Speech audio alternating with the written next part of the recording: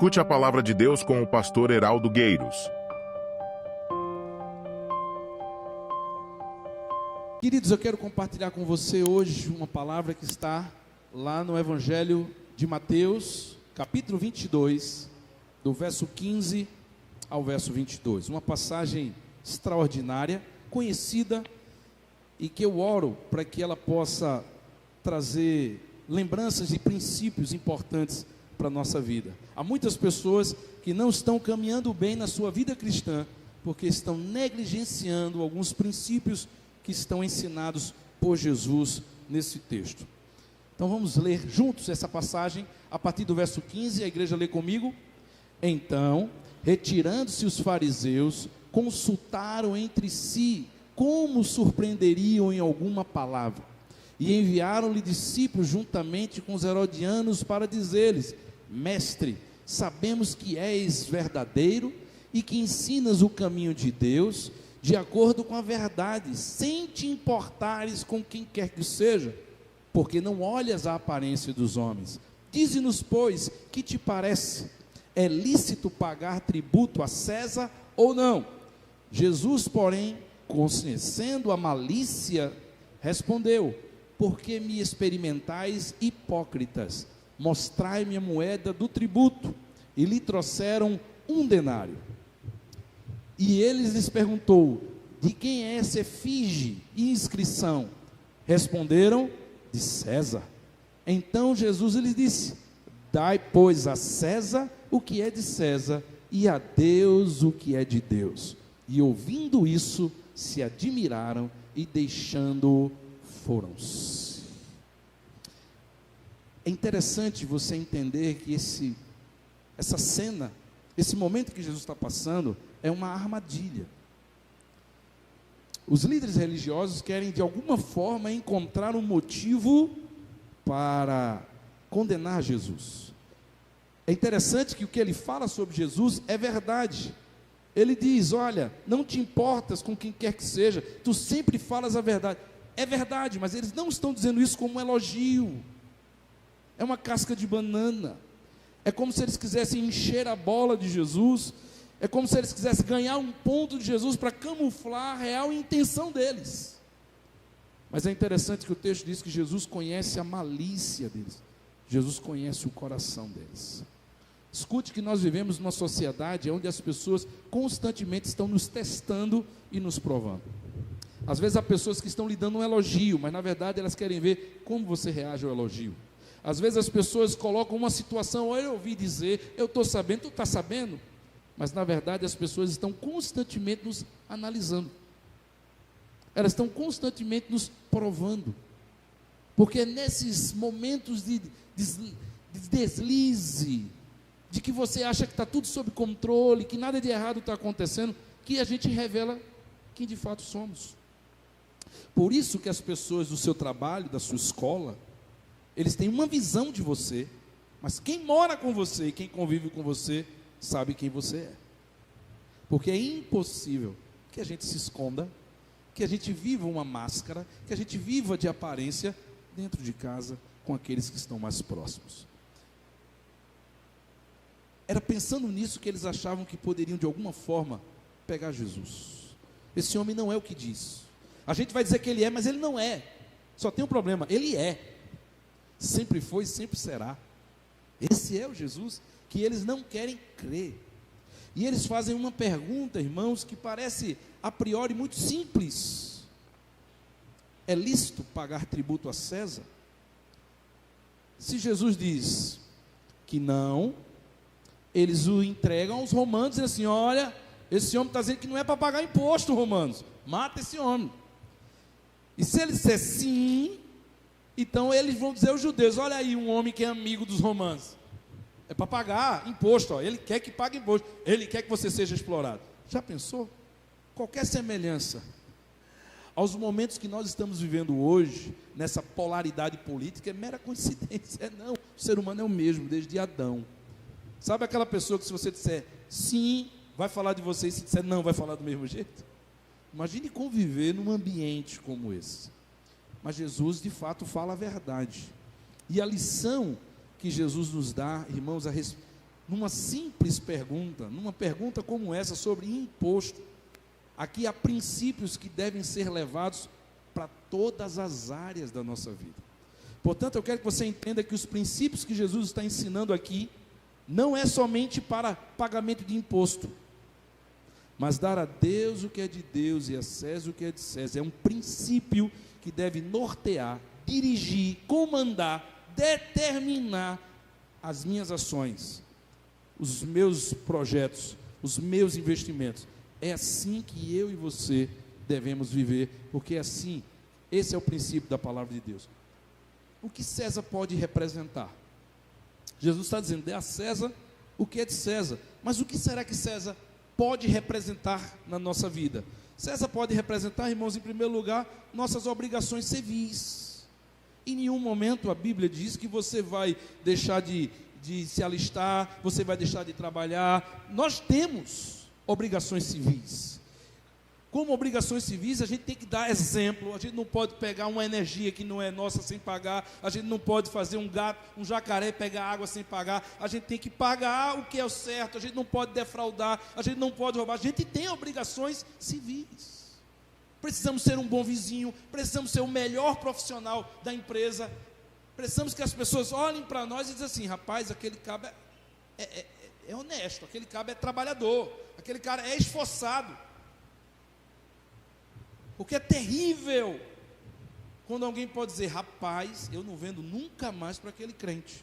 A pior coisa do mundo é contratar um crente. O aluno mais perturbador da escola é filho de crente. Você está fazendo desserviço ao reino de Deus. É muito crente encrenqueiro, é muito crente fofoqueiro, é muito crente que pega fiado e não paga, é crente que faz confusão por tudo e bota som alto. Quer ser o dono da rua? Cuidado, porque nós temos obrigações civis, e quando ele diz, dá a César o que é de César, ele está dizendo que nós precisamos cumprir aquilo que todo cidadão precisa fazer. É interessante o que Paulo dirá aos Efésios, no capítulo 6, versos 5 e 6, vamos ler juntos? Quanto a vós, outros servos, obedecei a vossos senhores, segundo a carne, com temor e na sinceridade de vosso como não servindo como para agradar a homens, mas para agradar. O princípio de Paulo, de um profissional, por exemplo, é dizer assim, olha, não é que ele é bom, não é que ele é honesto, não é que ele merece, não é que ele lhe valoriza, é porque você é crente, e você presta contas a Deus, você vai servi-lo como a Deus, não para agradar, não para receber aumento, não para receber promoção, não para receber elogio, mas para agradar e glorificar a Deus. Dai a César o que é de César, e César tem a ver com as nossas obrigações civis. César também pode representar em nossas obrigações familiares, porque é impressionante como ainda existem pessoas que para os amigos tudo e dentro de casa nada. Onde seus melhores amigos são de fora, não de dentro.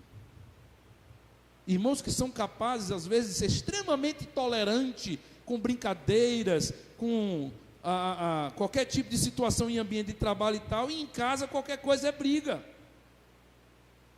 Não respeita os pais. Muito cuidado, porque nós temos a responsabilidade, irmãos, com os nossos familiares. Paulo também falará sobre isso a Timóteo, no capítulo 5, verso 8, lendo comigo, igreja. Ora, se alguém não tem cuidado especialmente dos da própria, tem negado a própria, e tem se tornado pior do que porque tem coisa que você pode esperar de um ímpio, de alguém que não conhece a Deus, não conhece a Bíblia, não tem o temor do Senhor, mas de um crente. Ei, marido, essa brincadeira de trabalho, essas piadas, esses abraços, essas indiretas, irmã, conversando intimidade com outra pessoa, da sua intimidade, pedindo conselho, dando mais valor ao conselho de fora do que da Bíblia, do que dos irmãos. Cuidado, meu irmão, Porque nós temos que ter um olhar diferenciado para a nossa família. Porque dar a César o que é de César também pode representar as nossas obrigações familiares. O que pode ser, irmãos, César? César também pode ser os nossos investimentos pessoais. Meio do ano, julho, já trocou de carro? Já fez aquela reforma? Já comprou um novo celular? Já comprou roupa nova esse ano? Já passeou em julho, nas férias, em algum feriado? Foi para algum hotel? Fez alguma viagem? Parabéns! Faz parte do que é de César. Porque a Bíblia não nos proíbe, não nos limita de viver a vida, de poder usufruir do esforço do nosso trabalho. Maravilha!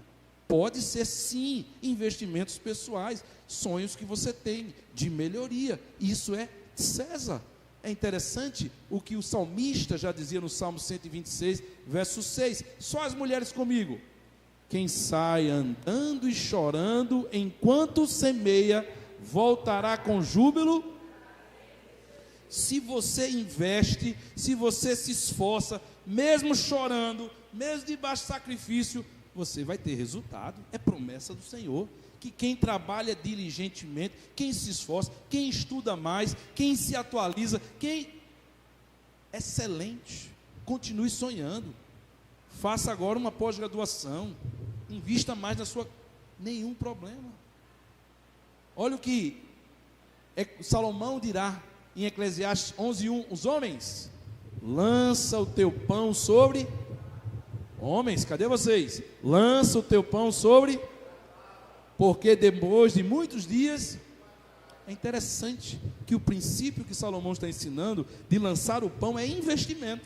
Sabe aquilo que você vai lançar para encontrar lá na frente? Para não perder, para não desperdiçar, porque se ficar na mão você gasta. É um princípio. Dai a César o que é de César. Faça seus investimentos pessoais sem problema.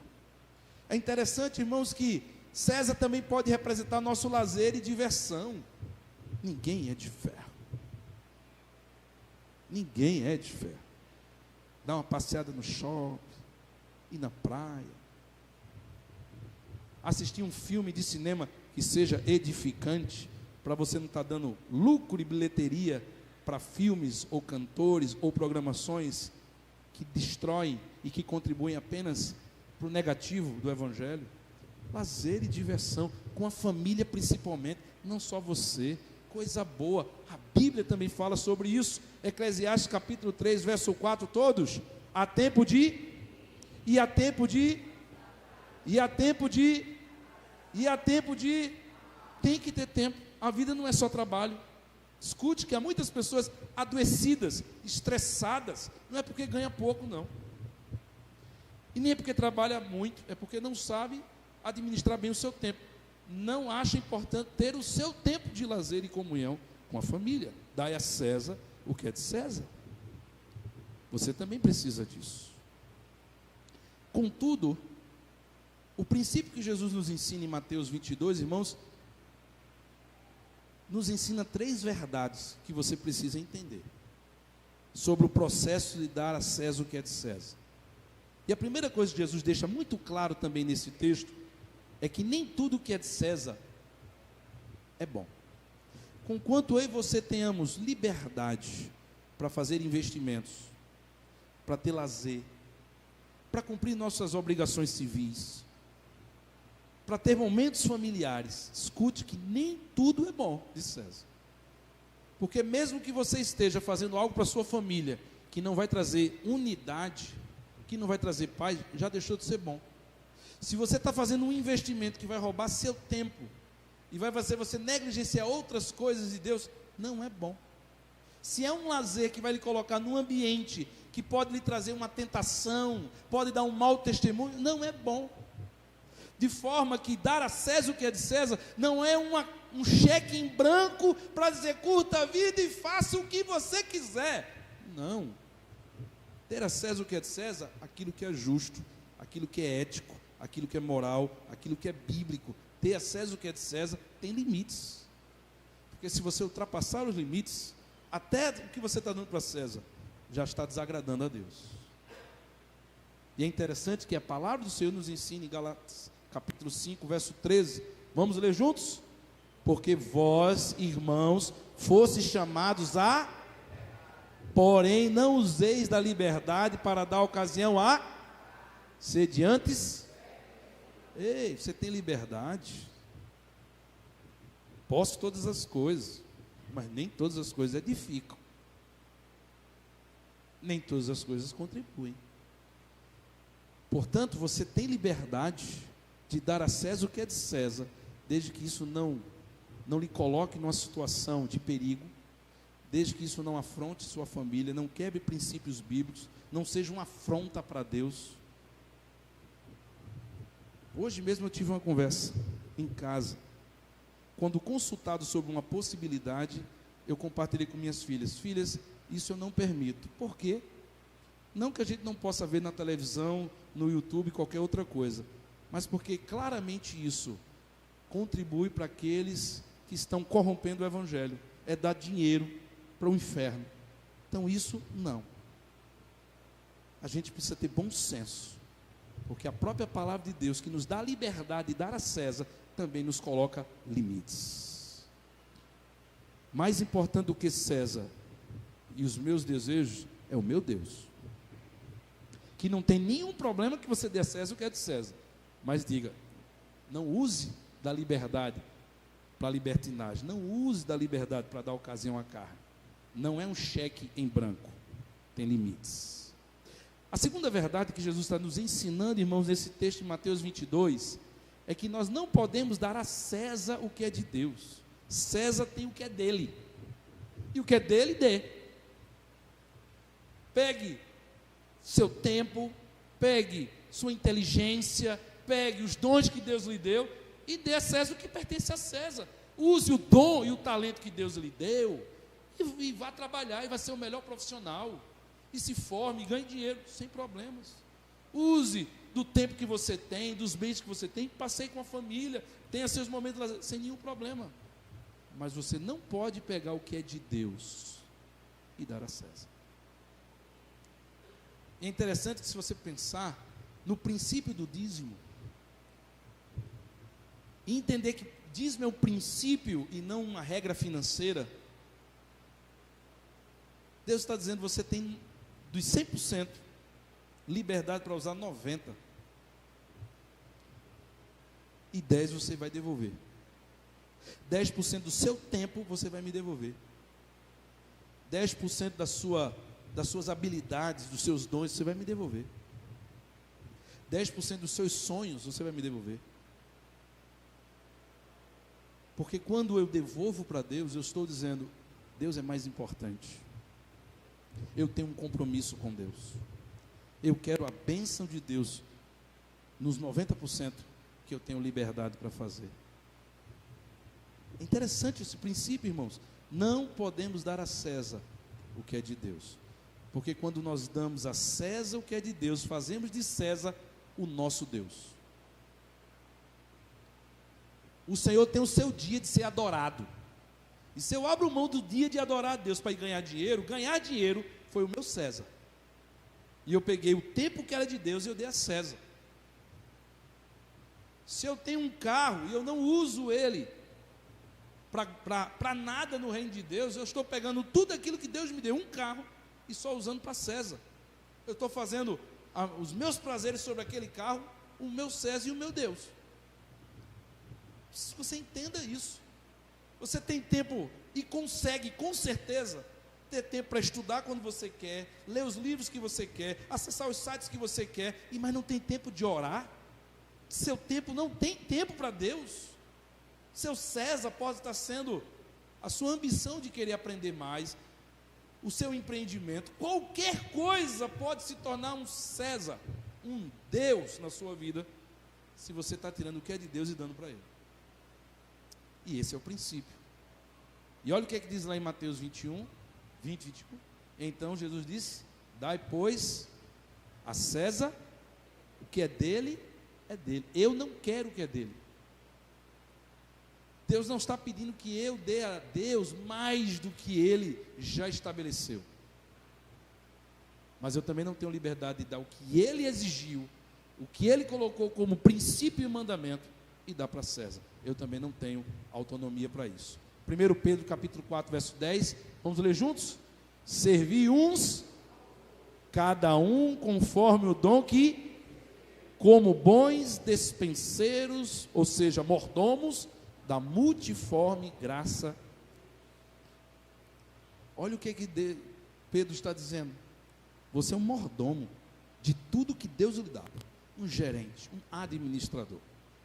O que você tem não é seu. Porque se o Senhor tirar a mão sobre você, você perde. Você perde sua saúde, você perde seu dinheiro, você perde seu emprego, você perde sua vida.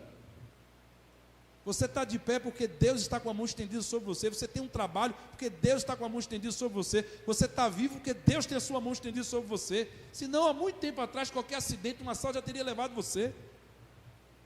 Somos mordomos de Deus. A graça de Deus e a sua misericórdia se renova a cada manhã. E é a causa de não sermos consumidos. Experimente um dia amanhecer sem a graça de Deus. Você está frito. Um passeio que você faz, um curso que você conquistou, uma seleção que você passou, não foi você, foi a mão de Deus sobre você. E não foi porque você merecia, não é porque eu mereço, me esforcei, fui fiel e Deus, quantas pessoas são fiéis e não recebem as bênçãos que a gente recebe? Foi graça e misericórdia de Deus. Portanto, Deus diz assim: seja bom dispenseiro, bom mordomo, use com sabedoria o que Deus está lhe dando. Dê a César o que é de César, com limites, mas não dê a César o que é de Deus, porque o que é de Deus é de Deus. Esse é um extremo, quando a gente não tem limites, e a gente começa a gastar mais, e depois não tem mais como investir no reino de Deus, a gente ocupa o nosso tempo para tantos prazeres e necessidades, e a gente não tem mais tempo para Deus. Esse é um extremo, mas a terceira verdade vai para o outro extremo. Não podemos deixar de dar a Deus o que lhe pertence. Porque você pode incorrer o risco de dar para Deus, dar a César o que é de Deus, e você pode não dar a César, mas também não dar a Deus. Você se acomoda, você foge, você cruza os braços. Há pessoas que estão vendo o reino de Deus acontecer e estão de braços cruzados. Há pessoas que estão assistindo as necessidades surgirem e estão de braços cruzados. Há pessoas que estão se achando no direito de escolher: eu me envolvo com isso eu não apoio, não fui com a cara, não gosto de fulano, para mim era outra pessoa, não faço. Porque muitas vezes tem vindo aqui, por exemplo, só como exemplo, irmãos, a nossa equipe do CEPAS, compartilhar suas necessidades, e às vezes até é constrangedor o pedido de socorro que é feito aqui na frente. Você escuta isso quase todos os domingos, mas a equipe não muda, é praticamente sempre a mesma, ainda que algumas pessoas comecem e depois param. Um exemplo,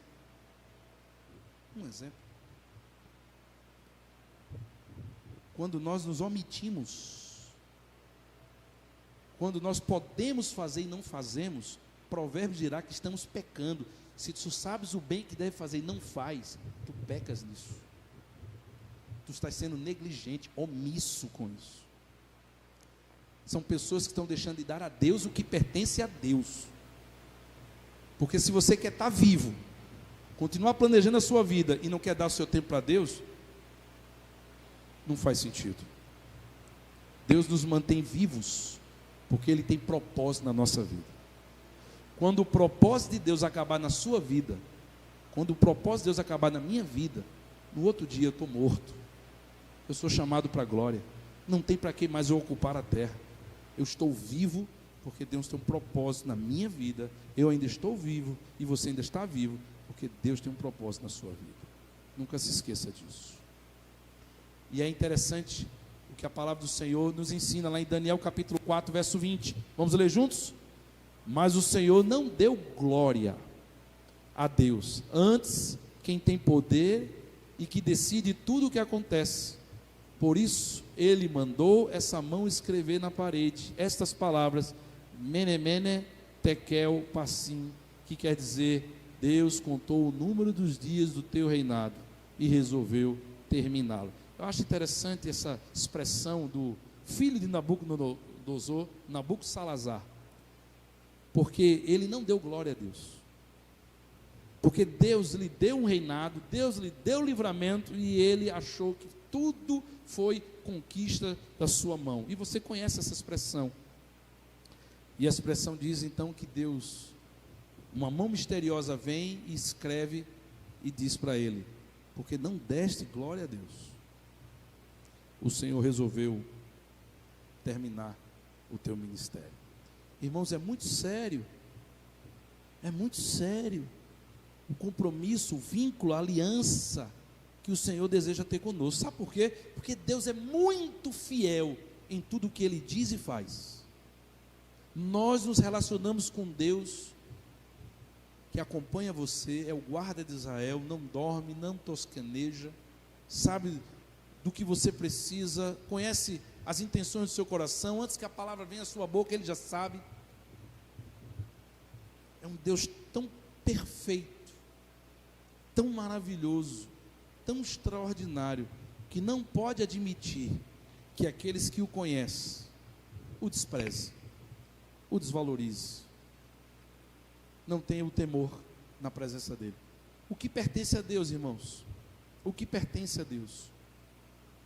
A Deus pertence, sim, os nossos dízimos e ofertas. A Bíblia vai dizer sobre isso. Vamos ler aqui, Levíticos 27, verso 28 a 30. No entanto, vamos lá juntos? No entanto, nada do que alguém dedicar irremessivelmente ao Senhor, de tudo o que tem, seja homem ou animal, ou campo de sua herança, se poderá vender, nem resgatar. Toda coisa assim consagrada será santíssima ao Senhor. Todas as dízimas da terra, tanto dos cereais do campo, como dos frutos das árvores, são do Senhor, são santas ao Senhor. Tudo que passar debaixo do bordão do pastor, o dízimo será santo ao Senhor. E para aqueles que acham que isso está no Velho Testamento, Jesus também falou sobre isso no Novo Testamento, Mateus 23, 23, vamos ler juntos? Ai de vós, hipócritas, porque dais o dízimo do hortelã, do endro e do cominho, e tendes negligenciado os preceitos mais importantes da lei. Devieis, porém, fazer estas coisas sem omitir aquelas. Vocês dão dinheiro, mas não sem amor. Vocês dão dinheiro, mas não sem justiça. Vocês dão dinheiro, mas não sem misericórdia. Não! Façam essas coisas, mas não omitam essa. Jesus está reenfatizando a importância de adorarmos a Deus com os nossos recursos. Porque os nossos recursos, que vêm de Deus, pertencem a Deus. Pertence a Deus. Dai a Deus o que é de Deus. O que mais pertence a Deus, irmãos? O nosso tempo de adoração. O dízimo do nosso tempo de adoração. Sempre foi assim, de Gênesis. E é assim no mundo todo. O povo de Deus trabalha 6 dias, mas ele para um dia para adorar o Senhor. É bem verdade que hoje o dia de domingo, o dia de sábado, já viraram dias praticamente comuns no comércio. Não importa se você não pode parar o sábado ou domingo, mas você tem que ter um dia que não é seu, é do Senhor. Você tem que ter uma hora que não é seu, é do Senhor. Você tem tempo para estar em casa, para fazer tudo o que você quer na sua casa. Tenha seu tempo de adoração ao Senhor. E adoração não é virtual. Isso foi uma necessidade que surgiu. Se você está doente, Bio, nosso diácono, agora assistindo o culto lá no Oswaldo Cruz, beijão querido, tantos outros irmãos que às vezes estão em viagem, é uma necessidade, foi um recurso necessário na pandemia. Mas escute, desde a pandemia até hoje, eu sempre interagi com o pessoal no chat, e tem crente que quando não vem para o culto também não está assistindo online, nunca entrou online, há muito tempo não entra online. Você tem que ter seu tempo de adoração a Deus, porque ele não lhe pertence, pertence a Deus. Hebreus capítulo 10, verso 25, vamos ler juntos? Não deixemos de, vamos ler junto, igreja, não deixemos de congregar-nos, como é costume de alguns, antes façamos todo esforço pela casa de Deus, tanto mais quanto vedes que o grande dia... E você não escuta de um único pregador, de uma única denominação e de um único país, mas há um sentimento universal das principais igrejas do mundo, de que o grande dia se aproxima, o Senhor está voltando. Quanto mais a gente vê, quanto mais a gente percebe os acontecimentos, esse mundo se preparando para o surgimento do anticristo, mais eu e você deveríamos estar buscando a presença do Senhor. Não faça como alguns, ele diz, antes façamos todo o esforço. Sabe por quê? Porque vir para a igreja, dedicar o nosso tempo de adoração é esforço. Às vezes você está cansado, às vezes você está sobrecarregado, na segunda-feira você tem compromisso, é esforço, e tem que ser. E olha o que diz ainda, 2 Timóteo 4, verso 3 e 5, juntos, porque virá um tempo em que não suportarão a sã, mas tendo comichão nos ouvidos, amontoarão para si, conforme as suas próprias concupiscências. Mas tu, se sobra em tudo, sofre as aflições, faz a obra de evangelista, cumpre o teu ministério. Paulo está dizendo, Timóteo, e é interessante que ele usa 3 expressões negativas e 4 positivas. Ele diz, olha, vai chegar um tempo que as pessoas não querem mais ouvir o evangelho, elas não suportarão mais ouvir as doutrinas, elas vão procurar doutores que falem aquilo que agrada a elas. Você acha que falta muito para chegar nesse tempo? Você acha que ainda falta muito para chegar nesse tempo? Hoje em dia já é assim. Hoje eu vou para tal lugar que hoje eu estou a fim de um louvorzão. Hoje eu vou para tal lugar que eu quero hoje levar lapada. Eu quero pregador fulano e tal, que hoje é lapada. As pessoas já estão fazendo a igreja hoje de restaurante, self-service. Hoje eu estou a fim disso, vou para lá. Hoje eu estou a fim daquilo, vou para lá. Mas olha os 4 verbos que ele diz que Timóteo tem que levar a sério na sua vida, no seu compromisso, no seu tempo de adoração. Ele diz, sê sóbrio, sofre as aflições, faze a obra, cumpre o teu ministério. Resumindo, persista, persevere, continue. Não vá na onda daqueles que não querem mais, que não sentem mais necessidade e prazer de estar na igreja, que vir para a igreja é chato. Não entre nessa onda, Timóteo.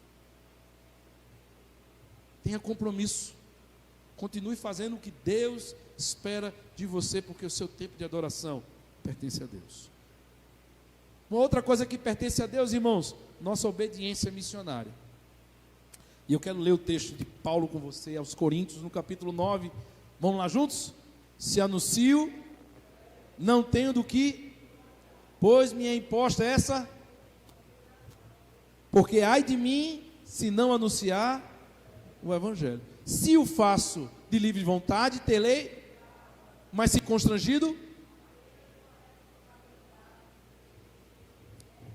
é interessante o que Paulo diz. É uma obrigação, faz parte da vida do cristão. Se um dia o evangelho chegou até você, precisa chegar na vida de outra pessoa. Que bom que o evangelho chegou até você, alguém pregou, alguém obedeceu. Mas se depender de você, alguém vai para o inferno, você não vai obedecer. A função do crente é pregar o evangelho.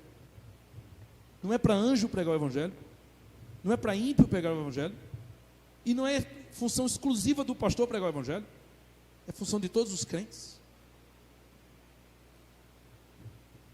Na década de 80, surgiu uma expressão, uma inverdade, que dizia assim, ovelha gera ovelha, pastor não gera ovelha, pastor cuida. Mentira, porque pastor é crente e é gente do mesmo jeito.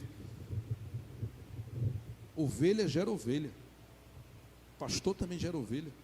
Todo mundo tem a responsabilidade de pregar o evangelho. A responsabilidade não é de alguns, é de quem é ovelha. Só existe um pastor, é Jesus de Nazaré. O resto tudo é ovelha. Eu sou ovelha, você é ovelha. Nós precisamos pregar o evangelho. E ele disse, se eu faço de livre vontade, de boa mente, terei galardão. Mas se de má vontade, ou se de constrangido, veja que é uma obrigação que você faz, mesmo sem vontade. Porque certamente você não vai acordar amanhã para ir trabalhar, sorriso na cara, saltitando, dizendo, que maravilha, segunda-feira, voltando a trabalhar. Você vai triste, você vai forçado, você vai pela necessidade, você vai pela obrigação. E você vai. Entenda que compartilhar o evangelho do seu jeito, com o seu dom, através do seu ministério, da forma como você consegue, porque ninguém precisa copiar o outro, mas você compartilhar do evangelho com alguém, pertence a Deus, é uma obrigação. Outra coisa que pertence a Deus, irmãos, as nossas obras de fé, serviço. Obras de fé é serviço. Tiago 2,14 e o verso 17. Vamos lá juntos? Meus irmãos, qual é o proveito se alguém disser que tem fé, mas não tiver? Havendo um irmão necessitado de algo, e alguém o despedindo sem lhe dar o que lhe é necessário, poderá essa fé salvá-lo? Assim, a fé que não tem é fé para levantar as mãos, como eu gosto de fazer, cantar na igreja com celebração, mas quando sai da igreja, desliga, e só no próximo culto, e você não está usando nada das suas habilidades, dos dons que Deus lhe deu, para nada, para abençoar ninguém. Pense nisso, porque os dons que Deus lhe deu, os talentos, as obras de fé que Tiago chama, o irmão de Jesus chama, que todo cristão precisa ter, porque senão a fé é morta, pertence a Deus. O seu serviço pertence a Deus. Você não vai trabalhar para me agradar ou agradar quem quer que seja, e eu não estou aqui para agradar você também. Meus amados irmãos, os mais antigos, há 21 anos atrás, sabem quando eu cheguei nessa igreja, solteiraço, mas já namorando com Érica Patrícia. Eu tinha vida profissional, eu tenho formação secular, e foi uma luta muito grande. E os meus dois presbíteros, companheiros de caminhada mais antigos aqui, presbítero Valdo e presbítero Isel, sabem, quando eu cheguei para eles com 3 anos e meio no ministério dessa igreja, e disse assim: estou sentindo de Deus que eu devo parar de trabalhar e me dedicar só à igreja. E eles disseram: faça isso não. A igreja ainda não tem condições de lhe sustentar, não. Você está recém-casado, faça isso não. Eu disse: eu queria não poder fazer, mas não depende de mim. Eu recebi essa ordem de Deus. Interessante é que com 6 meses de casado, eu ficava pensando: como é que eu vou dizer isso para a Érica? Ela vai dizer: que é isso, a gente está pagando ainda o casamento e tudo mais, a gente vai querer ter filho depois, como é que vai ser esse negócio? E quando eu chego para ela, ela diz assim: filha, arrudiei 2 semanas tentando arrumar o melhor momento, finalmente tive coragem, titubeei, falei, e ela olhou para mim e disse assim: eu estava orando por isso. Foi isso, minha filha. Foi isso, presbítero Valdo. Conselho preocupado comigo. Meus amados irmãos, a gente não faz. A última palavra em nossas vidas não pode ser a nossa. A última palavra tem que ser de Deus, é a vontade de Deus, porque Deus se responsabiliza por tudo aquilo que Ele nos manda fazer. Você precisa aprender a viver essas experiências, você precisa ter coragem de viver essas experiências. Deus espera que você trabalhe para Ele, o sirva, porque as suas obras de fé pertencem a Deus. Não deixe que ninguém de carne e osso tenha poder para lhe desanimar e lhe impedir de você frutificar para o seu Deus, porque seu Deus é maior. Em último lugar, queridos, o que pertence a Deus? O controle das nossas vidas. Controle das nossas vidas significa sim, eu tenho liberdade, livre-arbítrio para fazer, mas eu não devo escolher fazer o que eu quero fazer. Eu devo escolher fazer o que Deus quer que eu faça. Porque se eu uso o meu livre-arbítrio para fazer, eu vou quebrar a cara, sempre. Porque eu não conheço o dia de amanhã, eu não conheço os planos de Deus, a vida é muito dinâmica, eu não enxergo um palmo na minha frente, sei se eu estou vivo amanhã. Deus me dá a liberdade de escolher, mas Ele diz: quem quiser vir após mim, negue-se a si mesmo. E negar a si mesmo é abrir mão de escolher o que você quer, se não for da vontade de Deus. É mais ou menos assim: tenha seus sonhos, escute os sonhos de Deus, Algum dos seus sonhos coincidiu com Deus? Vai em frente, vai dar certo. Algum dos seus sonhos se chocou com o de Deus? Abra mão dos seus, os de Deus são melhor. Algum dos seus sonhos não agrada o coração de Deus? Nem pense mais, acabou o assunto, porque o mais importante é a vontade de Deus sobre a sua vida. Isto é controle de Deus sobre as nossas vidas. Isso é controle de Deus sobre as nossas vidas. Isaías 66, verso 2, vamos ler juntos? Porque a minha mão fez todas as coisas, e todas vieram a existir, diz o Senhor. Mas o homem a quem olharei é esse, o quebrantado de espírito e que treme da minha. Olha a atitude de submissão. De quem eu me agradarei? É daquele que se quebranta diante de mim, que se submete à minha vontade, que treme a minha palavra. Sabe o que é tremer aqui? É um respeito tão profundo que é quase medo. É como se alguém dissesse, bora fazer isso, você está doido? Deus disse que isso não é para fazer, e eu não sou doido de desobedecer, meu Deus. Às vezes a forma como eu tinha, mais jovem, adolescente, mãe dizia para mim, não faça isso. E aí chegava na escola, bora fazer. Eu disse, não, cara, não, estou afim não. Ah, para que é isso? Não, rapaz, eu pensei, não, estou afim não. Eu só não queria dizer a verdade, eu queria sair por cima. Quando não tinha mais jeito, que me acostava, você disse, mãe, não deixou não. Eu disse, é melhor não fazer mesmo não, porque senão, não levar, vai dar uma cipuada. Às vezes eu tinha que dizer a verdade, eu tinha medo que se ela soubesse. Tremer da palavra. Porque Deus honra tudo o que diz. Se Ele diz que abençoa, Ele abençoa. Mas se Ele também diz que disciplina, Ele disciplina. Se Ele diz que capacita, Ele capacita. Mas se Ele diz que também corrige, Ele corrige. E eu tremo dessa palavra, porque ela é verdadeira. Mateus capítulo 19, verso 29, o último versículo, você pode fazer assim, até que fim. Vamos ler juntos? E todo aquele que tiver deixado casas, família e bens por amor do meu nome, receberá muitas vezes mais e herdará a vida. Sabe qual é a pergunta que eu queria que você fizesse a você mesmo? O que você tem dado a Deus na sua vida? Quem está no controle da sua vida? Quem está dando a última palavra na sua vida? Eu não estou perguntando se você frequenta a igreja. Estou nem perguntando se você lê Bíblia. Estou perguntando na hora H, para valer, na hora de tomar a decisão, quem você procura honrar, quem você procura agradar, mesmo que desagrade a um exército. Quem? Quem? E você sabe que Deus lhe trouxe aqui nessa noite, sem que eu soubesse que você vinha e nem sem que você soubesse qual seria a mensagem, porque o Senhor quer melhorar as nossas vidas, irmãos. Ele quer melhorar a nossa caminhada com Ele. Nós precisamos melhorar a qualidade da nossa vida espiritual. O Senhor está voltando, mas Ele ainda deseja usar a nossa vida. Sua vida é preciosa, você é importante, você é importante, você é importante, você é importante. Todos nós aqui somos importantes. Todos nós temos um lugar no reino de Deus. Deus deseja usar cada um de nós, do nosso jeito, com os nossos limites, com as nossas limitações, mas Deus deseja usar cada um de nós, e o tempo é esse.